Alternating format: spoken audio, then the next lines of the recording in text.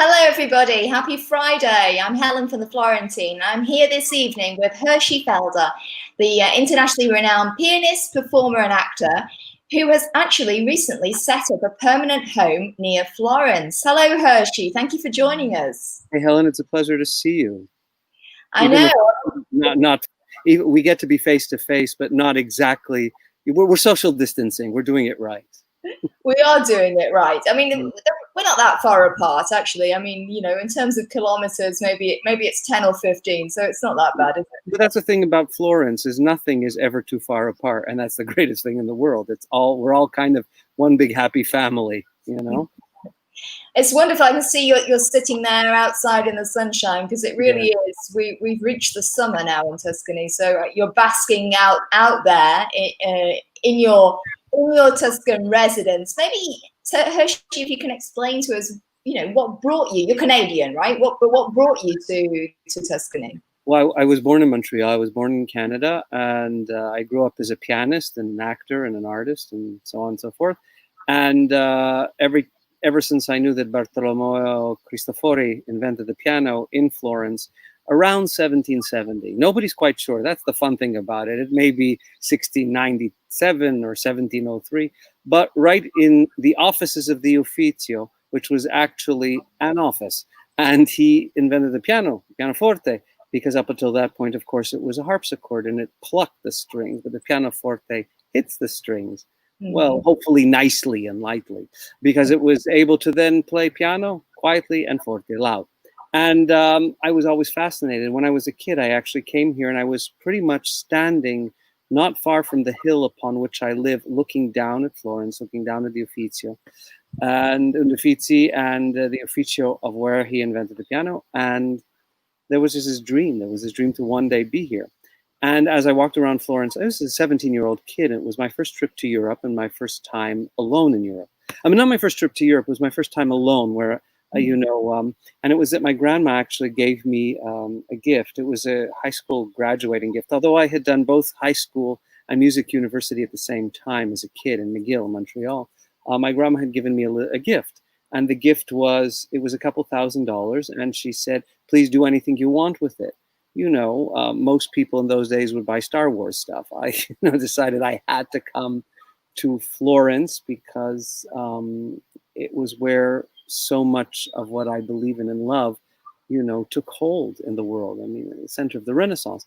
And there I was standing on a hill looking down and looking at this beautiful image of Florence and just dreaming of what it must have been like. And also thinking that I am underneath the same sky of all those artists who created. And then the clouds appear and, the light changes as the day goes on. And you begin to understand exactly what the artists saw and how they created what they created. And that was it. I was sold. I got to be here. And I spent the next 26, 27 years basically building my path to come here. And 3 years ago, I made a bid on a property. And a year ago, signed that property. And we finally made it here. Now, granted, in the first 2 years until the pandemic, I was still on stage 11 months out of the year. So the pandemic has been a very strange gift. It's a terrible thing that's happening in the world. And yet at the same time, I'm able for the first time in my grown-up life to be home. So there's very mixed feelings about that. Although I'm happy to be home, that I will say. It's interesting, this concept of home. It's something that Florence really does draw people in from all over the world. It's a very international city. It's this sort of bubble of beauty. It's a very touchable city. This is something that we've spoken about before, Hershey. And I'm just wondering, what is it? Is there something specific that makes Florence feel like home for you? Well, even from where I'm sitting, I actually see Brunelleschi's Duomo. And as I've said in one of my little notes back to America, it's like a big marzipan sitting in the middle of the city, and you just want to grab onto it and take a bite. It's this beautifully, delicately painted pastry in the middle of the city. You know what it is about Florence, besides the light itself, is everything is handcrafted. There's something about the human touch in everything you see in Florence that makes an artist especially, or anybody, feel connected. Anybody who comes here, I've not met one person who said, well, yeah, I was in Florence, or yeah, we had a couple of days, I ate a restaurant, wasn't so good. This doesn't matter what walk of life or anywhere I am, and in theaters across the United States, the UK, and France, wherever I am, and and an audience member will inadvertently say, yeah, but where do you live? And I say, well, home is Florence, and the whole audience goes, oh. There's just not a person that doesn't feel this human connection to art and to history here. And, various people come for various things. They want to find different things, but it's just this international gem. I wouldn't call it a center, because a center, denotes something big and unwieldy. To me, it's this perfect gem that sort of sits in the middle of Europe, with some water on one side and some water on the other side and a little bit of a river running through it, and years of handcrafted beauty that makes you feel a part of some kind of continuum as a human being, that people have for years just tried to make the world more beautiful, and they've done it here, And then there's the natural beauty, which doesn't hurt, Yeah, I mean, Florence has this embraced, isn't it, by the hills all around it. This incredible. You mentioned about the light. That's one of the reasons that I personally could never leave Florence. The quality of the light and the way that light caresses the buildings, and when you're crossing the Ponte Vecchio at sunset, it's extraordinary how the light changes so rapidly as well. I mean, what's interesting, Hershey, I find, is you've settled here. And obviously, you're not able to perform in theatres around the States like you would, around the world like you would normally do. But you've taken this opportunity to create Life in Florence, this brand which brings your performances to your faithful supporters, faithful fans, who come to see you, who've come to see you for years. Maybe if you could talk us through that moment, that eureka moment when you thought, oh, I'm going to have to change up what I'm doing here to make sure I can keep performing for people. Well, in all honesty, it was less about keep performing than it was about keep the staff fed, keep the theaters operating, because, there are theaters in America that are suffering greatly, as well as in this country, although they're talking about opening things up here again. But in America, in particular in the UK, I mean, there's a threat that theaters, it's not going to exist the way it has for years. And I just read something, I don't know if it was in The Guardian or I saw it online, that Judi Dench was saying that she doesn't believe theaters will be around the way they were during her lifetime again. I mean, she's in her 90s, granted, but still, there was something so heartbreaking and so real about seeing that somebody who gave their life to the theater and to art in the way that Judi Dench has, is saying that I won't be able to go to the theater again the way I did for my whole life. There was something so heartbreaking about that. So keeping theaters alive, keeping, as much fundraising as possible. Something that was supposed to happen a number of years from now, which was this property that I acquired where I was building a television studio and where I was building a place to record and all these kinds of things.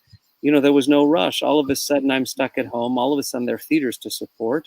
I don't want to say stuck at home because worse things can happen, but all of a sudden, I'm home. There are theaters to support. There are artists to support, staff that's been with me for years. And I thought, we need to push this ahead. We need to move this as fast as possible and to make the Live from Florence brand now and not 10 years from now, which is what I thought it would be. And on a lark, we did the Irving Berlin production, which has been famous around the United States and it's performed in the UK as well, on Mother's Day. And it took off. And we supported 13 theaters. A very serious sum of money was raised. And I said, my goodness, we can do this. We can pay for expenses and we can support theaters and theater artists as well. So I decided this was something that needed to be pursued. We immediately set a date for July 12th. For the upcoming one, which is Beethoven. And rather than do kind of a Zoom production or this kind of thing, I actually made relationships here in Florence, again, years ahead of what I thought would be, with a fellow by the name of Maurizio Montagni, who's a wonderful filmmaker, who's made some wonderful films, in particular with somebody who doesn't live too far from me, Leonardo Pieraccioni, that lives down the hill. And, we made a partnership and said, I think we can do this. And so rather than just do it as a Zoom kind of thing, we actually make movies. And we really want to be able to communicate both that this can be done, that theater can be brought into the home while we're not in the theater, and also that we can do something of a very high level and still be socially respectful, socially distant, and do things properly. Of course, it's much easier because I'm a solo artist. So, the crew can be somewhere there and I can be performing and we're socially distant. It's a problem when you have actors and artists working together and so on and so forth. So, there's a lot going for it that makes it all possible. But here we are with our second production coming up, and camera rehearsals start this week, and then we go live on the 12th of July, and already it's selling like mad in the United States. And you never know. I mean, the sense that you've done something for years, that people come, you never know if they're going to continue coming. You just don't. And it's always a surprise when they do, and always a thrill when they do. And so I'm just thrilled that they're tuning in from Florence and turning into Florence. And I also got to share my love of this unbelievable city and its surroundings while producing these films. The other thing is I get to take them into places, and that's what I'm hoping this will yield also. I'm hoping to introduce Florentine artists. I'm hoping living ones, not that, the dead ones, yeah, but living ones, and a little bit of the surrounding of why it's so beloved. And when I do this, people from America say, we had plans to be there in May. We had plans to be there this summer. This is the next best thing. Thank you for doing that. We're sad we can't be there, but thank you for giving us a little bit of a trip to be able to go. And that's what I want to do as this goes on and into the future. It's fascinating because what you're doing is you're converting parts of your own home as well to actually be the stage set for this live movies, as you've called them. I mean, that must be incredibly hard work as well. The actual, it's not just the live streaming and the performance and the adaptation, which in itself is an enormous thing, but you've also got this whole creating a set of incredible quality. And this is the thing that that I'd like to communicate to the Florentine readers out there, is the exceptional quality with which you do these productions, Hershey. Maybe if you give us a little bit of idea of the amount of time and preparation that goes into producing these productions. Well, the Irving Berlin took place in one of the living rooms. So that was 13 years in the making, because I started collecting things, I hate to say it, it's so terribly gauche, but I'm one of those who follows along when families lose a loved one, and then all of a sudden they have to get rid of grandma's stuff, In very horrible terms, they call those hearse chasers, which is just disgusting. But but people, I don't do that, but I do follow the people who sell secondhand things and so on. So I decided long ago to go to the Grand Quai in Paris and to buy, or even the Via Maggio here, and to buy antiques that are, unbelievably priced and of high quality. That's never going to happen. So the idea is to go hunting, which is part of the fun. And in Florence, you can really hunt for wonderful things. And you never know. I mean, homes are 1,000 years old. Somewhere underneath, some grandma left something that you can find that's beautiful. And so over the years, I have collected a lot of antique things, interestingly, from the periods of the composers that I play. Less so from the modern guys, but certainly from Beethoven's period and Chopin's period. And I have a lot of these things that are part of house decor. So I can repurpose what's in one part of the house to do something and actually create a set and go on location. Now, granted, for Beethoven, a lot of it takes place where Beethoven is buried in the cemetery. So you've got, we don't have we kind of have a cemetery because there's a capella on the premises. So there's dead people, but we're not going to go in there. We have to build a Viennese cemetery that represents where Beethoven was buried, because that's where our stories start. So there's a lot of scenography that takes place as well. And thank God I have some staff here that can help and do. And what's really, here's a perfect Florence thing. You know, the neighbors were talking about what I'm doing. So one said, I can bring tomatoes to feed the crew. And the other said, I'm going to make pasta. We'll have the dinners on top. And the third one said, you know, my profession is a carpenter. So you just tell me anything you need. I'll build you a stage. I'll build you a house. Whatever you need for the show, I'll build you. So he's busy building the obelisk that was Beethoven. And this is what happens here. Everybody wants to take part. And there's a pride in taking part. And I love that. You know, of course, this exists in other places as well. But you know, everybody's busy everywhere else. And somehow here in Florence, although people are busy, they make time for the fine things in life and the generosities regardless. You know, there are generous people all over. I don't want to suggest that it's only here and not there. But there's something about the real need to share here once you become friends with people that's really just amazing. And so the neighbors have all jumped in. This one's building, this one's feeding the crew. It's a marvelous thing. So suddenly we have this film company here that's producing these things. And I suppose that's the way it happens. How else does it work? And it's really kind of fun. It's the creativity as well, I suppose. That's the thing about Florence that I find is any creative project, you start with one creative project and then you end up with about 15. Because everybody comes up with ideas, spin-off ideas, and that original project, yes, you'll get it done eventually, but it might not be the one. This is a warning, hey Hershey, I'm just saying. Yeah. You might end up doing other things that you never expected. This happens to me quite a lot. So just but don't you love that? Isn't that what's so much part of the fun of it? Absolutely. The spontaneity. That's what makes Florence and living in Italy so wonderful is, you know, I try and get things done. I'm an editor, you know, I try and push that magazine out every month. But then I'll get involved with an array of other projects that I never would have dreamed of. And they're the most rewarding ones often. So, yeah, and it's the meeting of people. What happens here, I find, and I don't know if you find this, is that you suddenly meet people and it's not, you know, oh, we have dinner and then good luck and we'll catch up, you know, in 2 months at some other thing. There is a sense of wanting to continue relationships, wanting to see one another again, wanting to enjoy company and talk about projects, as you say. And, you know, I've always wanted to live in a village. And this is kind of a village. It's a really pretty, nice, spread out a little bit, but it's a village. And then you can't really talk to one person who doesn't know at least 3 people that you've either met or ran into or something. It's just the way it is here. And there's something so communal about it that it feels wonderful. It feels like home. That's what it feels like.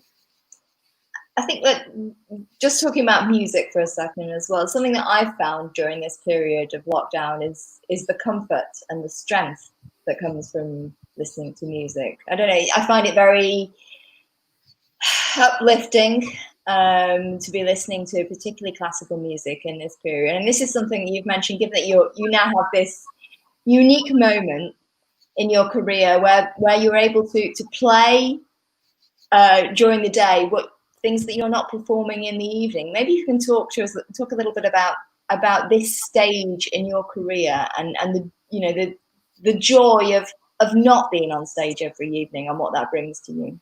Well, eventually I had to really learn how to play the piano, you know. I mean, let's face it. You spend your whole life working on stage, and then the technical things that you have to do that are very, very serious, you know, you have to pay attention to them.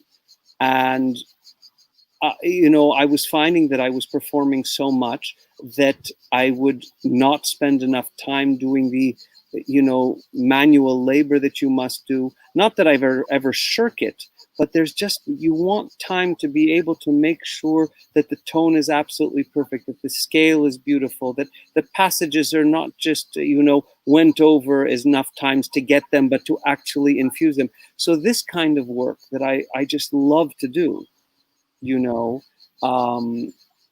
is work that I can actually now focus on because, and it makes everything better.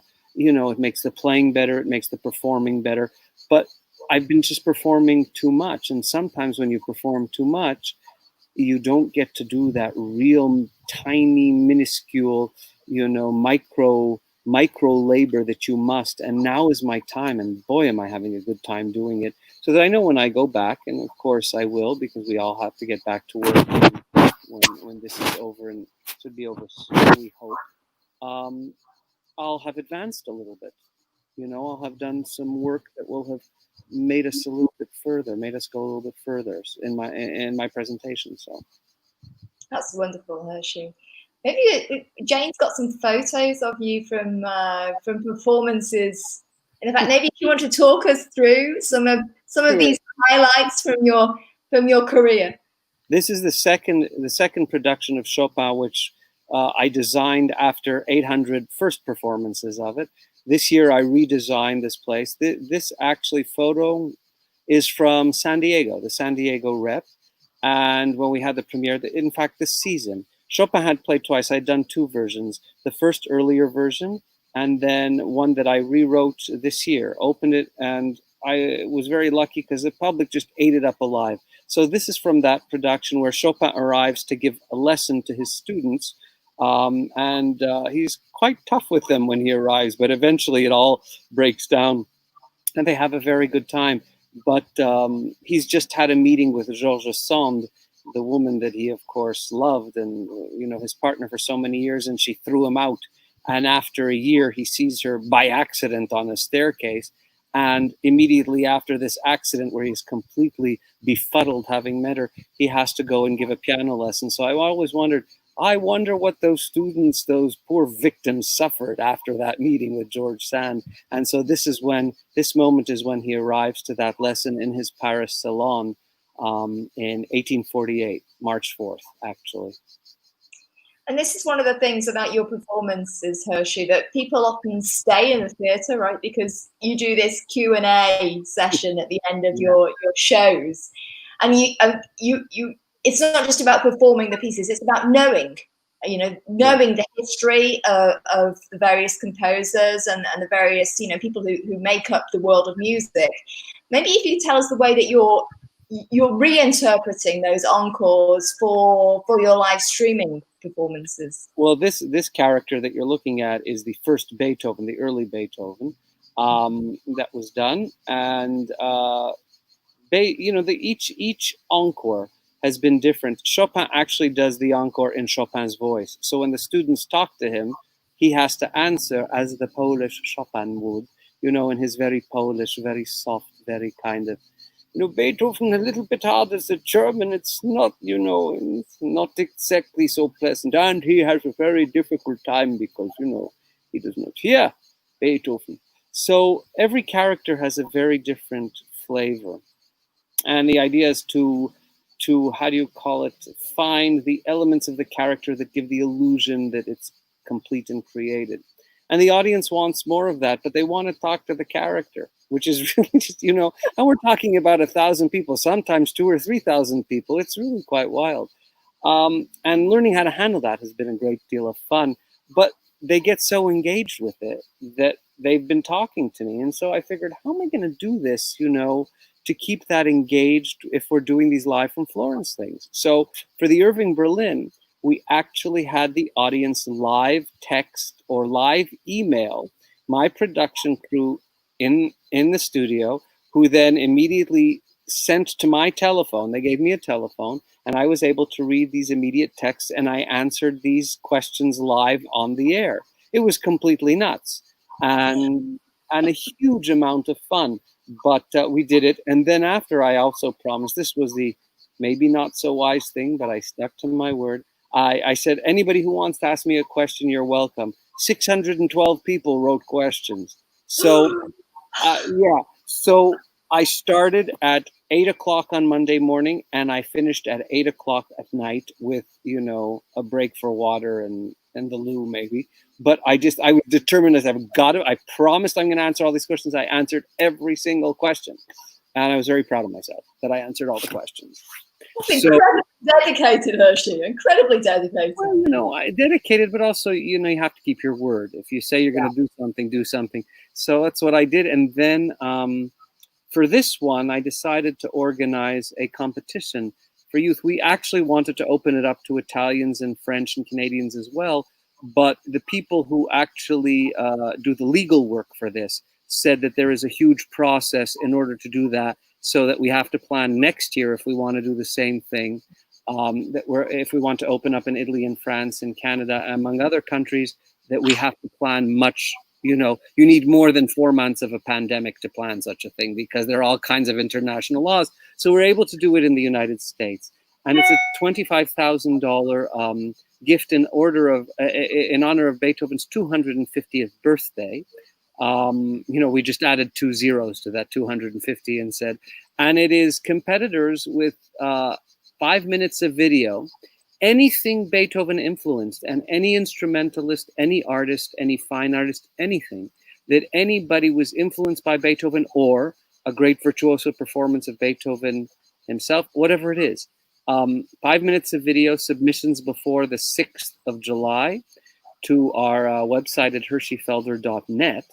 And I will choose 5 finalists. And those 5 finalists will be presented to the viewing public. And the viewing public who have registered will then be able to vote.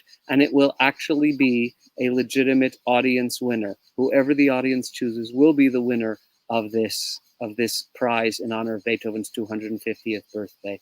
So I'm very excited about that, because it's another way to engage audiences thinking about music and being creative. And I've got notes from various people say, our whole family has been obsessing about this. We've got all ages in our family. We're putting videos together. Another one is working with musicians all over the world. It's really kind of fun to see what people are doing. So I suppose on the 6th, I will begin to find out what videos are being submitted, and I'm very excited about it. It's a very generous gesture. I mean, you're a generous performer and a generous human being, Hershey, to encourage people to indulge in their creativity, especially at a time like this. People are struggling financially, and the arts could be neglected. So, I mean, it's a wonderful gesture on your behalf to do that. And, if our readers are there in the States and they would like to participate, then I'm sure the link will be flashing up on the screen for that as well. But that's your tickets, but we'll send the link out for tickets. It's hersheyfelder.net, my name.net. Very easy if people want to take part. Sure. Wonderful. And then another part of your generous gesture towards society is that a portion of the proceeds from the Beethoven show will go towards helping the Penumbra Theatre Company in St. Paul in the States. Maybe if you want to explain what that gesture is about as well.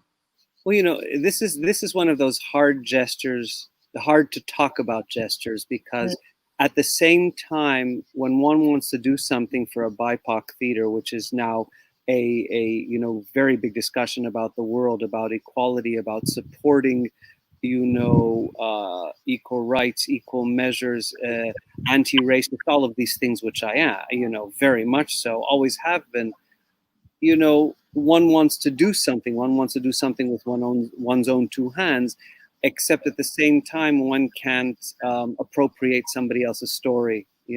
So it's a gesture of raising funds from proceeds from these productions to send to this BIPOC theater in North America, the Penumbra Theater, who I happen to have a connection with, because it turns out somebody I worked with some years ago actually works there.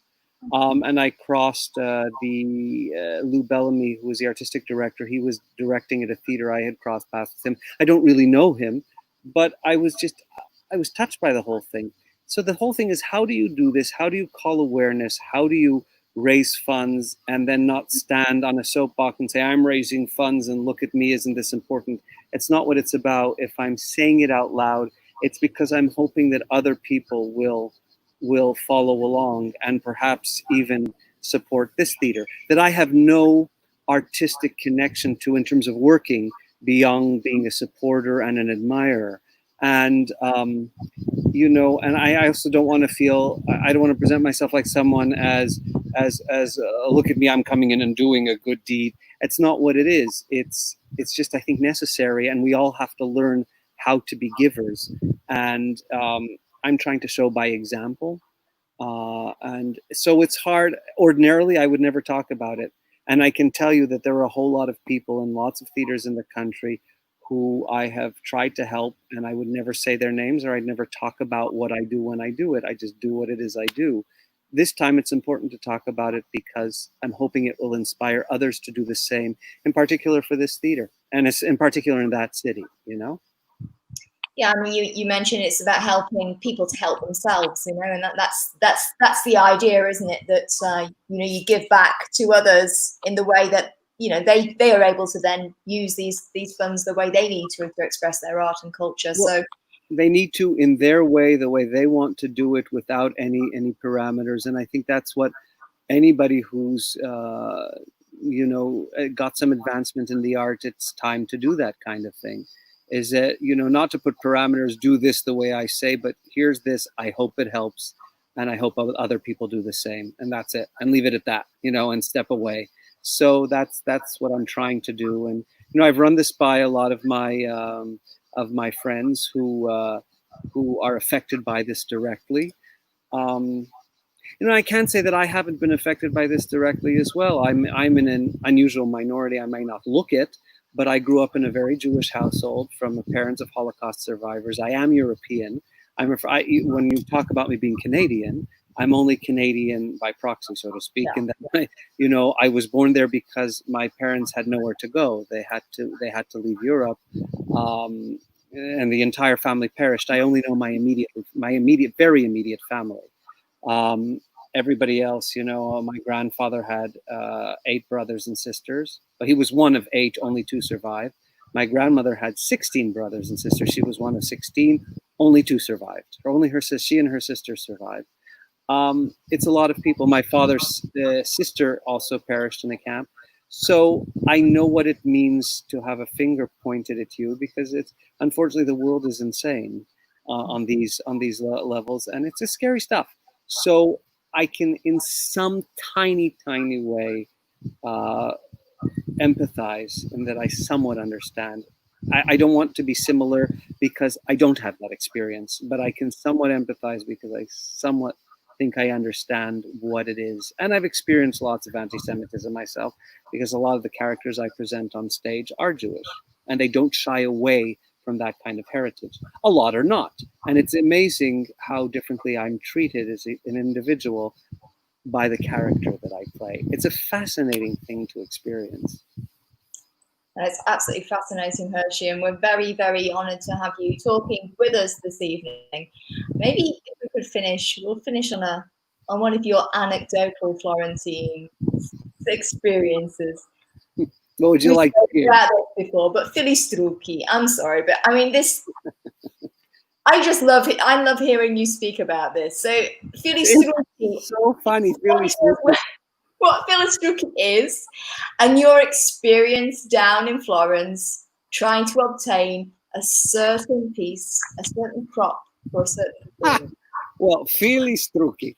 So here I am, one of my assistants at home, as we're preparing for this Berlin thing. I said, you know, I think we're planning on Beethoven later and Chopin. And if I do that, the wig is just too long hair, doesn't ever look good in a wig. But I think I can get away with a short-haired wig for Irving Berlin, which, you know, I would wear anyway, and put up the hair and so on and so forth. Do you know of a wig maker here in Florence? I say to my associate Marzia, and she says, but Philly Strucki, you must go to Philly Strucki. It's the oldest in the whole of Italy. It's Philly Strucki. Okay, Philly Strucki, where is it? She goes, Via Verdi. I said, of course. You know, where else would it be but Via Verdi? As we talked about, I always wonder if Via Verdi was actually Verdi Giuseppe or Via Verdi as in Green Street. You know, because if there were trees or there were houses that were green, who knows. Anyway, Via Verdi is very old. I have not yet found, because it would have been called probably Via Verdi if it was actually for Giuseppe Verdi. But you know, still, Philly Strucki, and I'm thinking I'm going to a factory. So it's the first day where we're allowed out of lockdown. So this is, you know, the top of May, the very top of May. We've been locked up for now 2 months. Nobody's been able to go anywhere.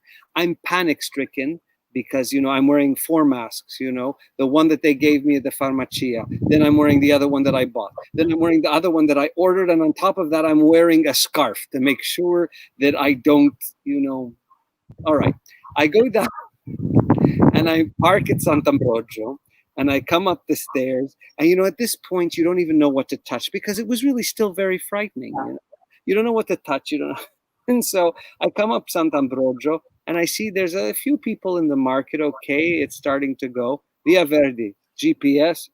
4 feet away from where I'm standing, just down the street and this way, Via Verdi.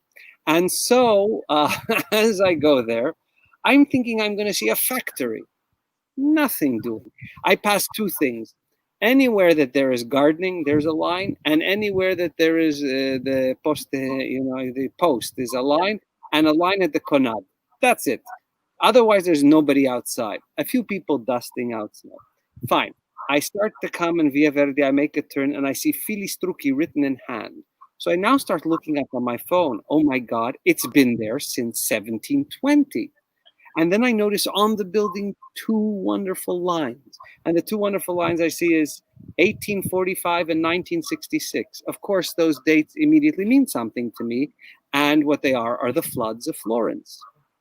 And immediately I'm touched because, like everybody, it's not just that the flood happened and this is where it went to on the building. What you actually really understand when you see it so physically is people lived here, people worked here.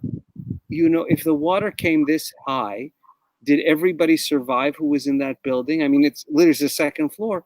Or did they drown and were businesses wiped out? What exactly happened here? And there's a tears start to come because you feel all of a sudden so, years and years of people. And all of a sudden I see somebody's rear end in front of the building with an apron. I can see he's wearing an apron, and that wonderfully typical Florentine shopkeeper. It's tied like this in the back, perfectly straight, dritto, completely like this, tried like this, with a broom in the front. And as people are walking by with their masks and their buggy, going shopping to the Conad or whatever, Gerardo, Gerardo, Gerardo, Gerardo. And without turning around, Gerardo puts up a hand like this. So backwards. So he's facing backwards. And Gerardo, they're saying hello. And he just puts up his hand like this, backwards. You can't see his face. Okay. He goes up. And then I say, I have an appointment now for 10 o'clock because you're making appointments because I couldn't see more than one person at a time. So Gerardo, who I don't know yet, but apparently is Gerardo Filistrucchi, 300 years old, the gentleman himself. This has been in his family for 300 years, and he's the newest one. He just raises his hand. He says, okay, give me a few more minutes. He goes in another door. And then about 10 minutes later, he comes out, and I swear to God, he was dressed like Dottore Peste, with a beak and glasses. And I said, oh my God, this is straight out of, the Decameron or something, Dottore Peste. And it wasn't that he was wearing a beak, it was that his mask was one of those pointy ones. So it gave him a nose like this, like a regular doctor mask, but it was a nose like this. And he had goggles. And so I was terrified. And he had his broom like he was going to hit me. And, I knew enough about Dottore Peste that they would come with a stick because they didn't want to touch anything. So they would take the stick and they would, do kind of stick on people, to move their clothes or to remove, whatever it was. All right. So he then says, come on in. And he points to the gel, very serious. And I turn to the gel and I put the gel on and I turn to the right and I see a real Dottore Peste, which is Dottore Peste, for those who don't know, is the bird mask that wore during the plague. The doctors wore. It was invented much later, as a French invention on top of it all. And where the doctor would wear lavender or something in the beak of the nose with glasses so he wouldn't get affected by the plague, as if this was going to help. And a long robe that had wax on it and a big hat. And there was this black Dottore Peste sitting there on the thing. I said, this is an omen. Things are not going to end well here in Filistrucchi. This is terrifying. And then Gerardo, who every time I sort of approach, because you don't know how to social distance, is it breathing? Is it, every time I would approach a little, back up. he would back up. I said, I have an image on my phone of the kind of wig I need for this production. And he points to his phone and he says, you send me a mail. Do not come near me. Now I have to explain that Filistruki, the storefront, is exactly 2 meters by 3 meters. It's not exactly very big, but it's so wonderfully, wonderfully charming. And then I show him the picture on email. Okay. And then he says, sit. So I sit. And in the meantime, the door for Filistruki is open. And he disappears. He goes up wooden stairs, and I hear him clunking all the way up the stairs. And then I sort of imagine, because that building has been there for 300 years, maybe longer, but his shop that his father, grandfather, great-grandfather has been there for 300 years. And I'm thinking he's going through the wig of Johann Sebastian Bach or something like this. I don't know. He's going, and I hear him, and you can just imagine him putting his head in the big basket and throwing the wigs out like this. You know, the wigs are coming out, and the not the smoke, but the powder from 300 years is coming, and all this going on upstairs. And in the meantime, the FedEx guy comes in, and so I had to sign a FedEx, and then somebody else comes in with the delivery. Somebody comes, where's Gerardo? And I'm sitting there. Suddenly, I'm the secretary for Felix. Finally, after about 15 minutes, he comes down literally as if he had been to the gym and sweating, and he, you know, holds at arm's length. He holds this wig and he says, will this do? I said, well, you have to fix it up a bit. It will do. And so that was it. He said, come back on Wednesday. I said, how much? He said, you can pay me on Wednesday. I said, how much? you know, because you never know. So he gave me a wonderful fair price. And Wednesday, 2 days later, we went back and we got it. But what it really was the story of being a part of this history, because Filistruki had created wigs for Verdi. He had created, not Verdi, but the productions, and created wigs for Puccini, and created wigs for, I am sure, Scarlatti and Rossini. Anybody who was in town would have passed through Filistruki for their opera productions. And I'm thinking, I'm absolutely nobody, and here I am walking in the footsteps of all these great composers that I revere and these great producers to produce my silly little Live from Florence with one wig, when God knows if Maria Callas actually stepped through here, or Enrico Caruso actually stepped through here, and Pavarotti, nah, because he always had a bad wig, so it wasn't Pavarotti, you know. Who stepped through here to this little shop to be fitted for this wig to then sing or create or act one of these great roles? And I thought, this is what Florence is about. Wherever you go, you're going to just be touched by some miraculous form of history and art and humanity. And here is this son of a son of a son of a father at 300 years of one family of making wigs for the greatest artists. And I had a chance to be a part of it. And as funny and as it wouldn't have been as odd if it wasn't the pandemic and the first day out. So the end of the story is there was one vendor on Piazza del Duomo who was out trying to sell his wares. One vendor. There was nobody out, but one vendor said I had to do it. And what he had was he had a mask of a Dottore Peste, alla Veneziana, so very decorated and so on. And I said, however much this is, I will buy it as a memory of this day. And so that mask is sitting in my desk. And I now have my own Dottore Peste, and for a memory of my friend Gerardo at Filistruki. It's a wonderful story, Hershey. It makes me think of Shakespeare's words, you know, all the world's a stage. And in Florence and at Filistruki for sure. Hershey Felder, thank you very much for joining us this evening. There's messages of great excitement. People are buying their tickets and they can't wait to see you on July the 12th, live streamed, live from Florence. Hershey Felder presents Live from Florence, Beethoven. Please do get your tickets and support Hershey, who in turn generously supports theatres back in the States and various cultural enterprises. Thank you, Hershey. Have a wonderful weekend, everybody, and we'll all speak very soon. Bye. Bye.